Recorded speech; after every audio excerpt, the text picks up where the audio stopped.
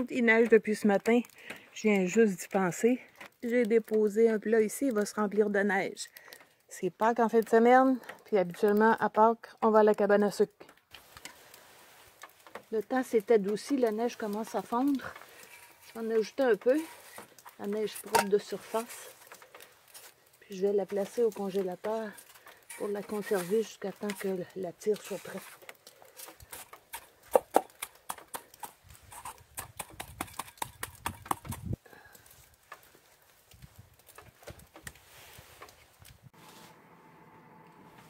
Faire cuire les œufs pochés dans le sirop, c'est quelque chose qu'on voit moins maintenant dans les cabanes à sucre et pourtant c'est tellement facile. Il faut d'abord casser les œufs dans un petit bol.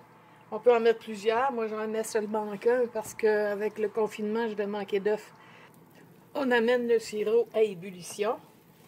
Puis quand il bout, il faut faire attention. C'est sucré, ça peut renverser. Alors quand ça bout, on fait un cercle avec une cuillère de bois.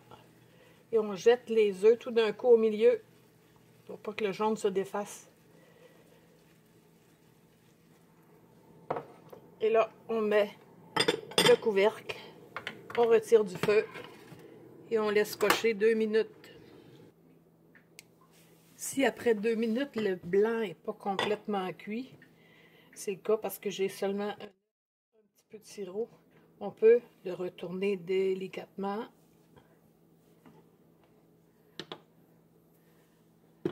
Pour le faire cuire un peu plus, en gardant toujours fermé.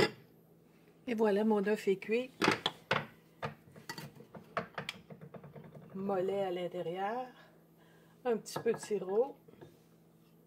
L'idéal, c'est de le manger avec du pain de ménage. Mais pour aujourd'hui, je vais me contenter de pain à grains entiers. Le jaune coulant.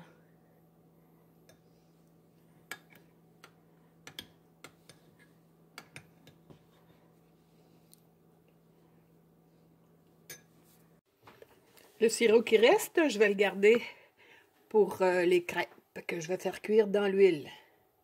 Pour faire les crêpes de cabane à sucre, on a besoin d'une tasse, 250 ml de farine, même quantité de lait, un œuf, une cuillère à thé de poudre à pâte ou de levure, une pincée de sel, une pincée de cassonade et de l'huile végétale.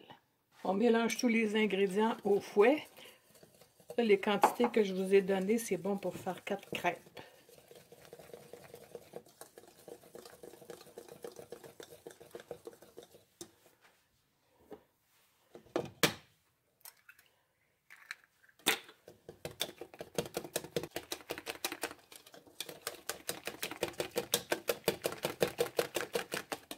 Alors, on fait chauffer l'huile dans le poêlon. Il faut en mettre un peu plus que le fond.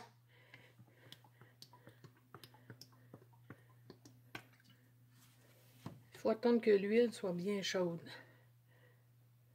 Quand ça fait des bulles autour de la boule de pâte, ça veut dire que c'est chaud. On verse la pâte en la répandant un peu. Plus il va y avoir de surface en contact avec l'huile, plus ma crêpe va être craquante.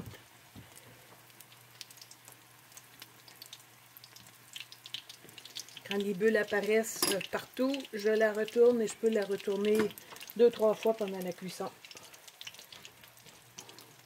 Si on a un grand poêlon, on peut en faire plus qu'une à la fois.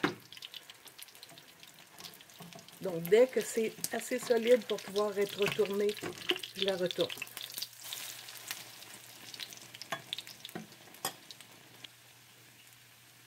Quand c'est bien doré partout, c'est prêt.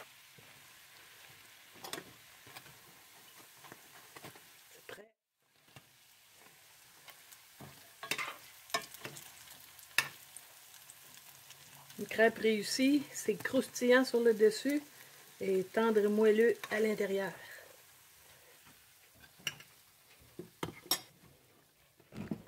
Puis avec quoi on déguste ça?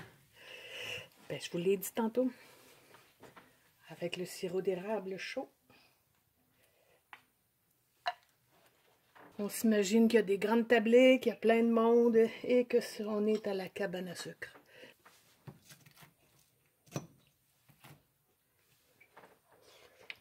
Bon, très bien réussi. croustillant et tendre à la fois. Ah, ça craque et à l'intérieur, c'est moelleux. Et bien sûr, la reine de la cabane à sucre, c'est la tire sur la neige. Donc, je récupère le sirop qui me restait, mais je prends un chaudron plus grand pour être certaine de ne pas faire de dégâts. Pour une famille, ça prendrait une boîte complète de sirop, mais juste pour une personne, je ne vais pas en mettre trop. J'ai placé un thermomètre parce qu'il faut amener le sirop à ébullition à découvert et atteindre la température de 120 degrés Celsius ou 250 Fahrenheit. La température est atteinte, j'arrête le feu et je vais préparer la neige. Quand l'écume est redescendue, c'est prêt à être versé sur la neige. Ouf, c'est un petit peu large.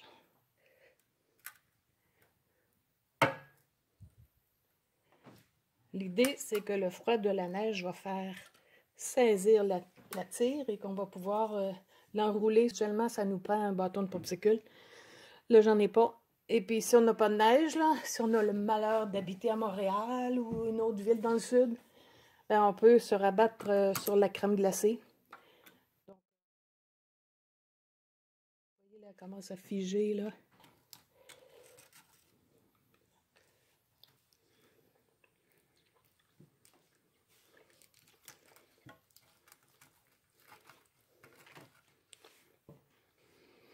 C'est très sucré, alors on n'en prend pas beaucoup. Mais ce qui va rester, je vais le conserver et dans un plat hermétique.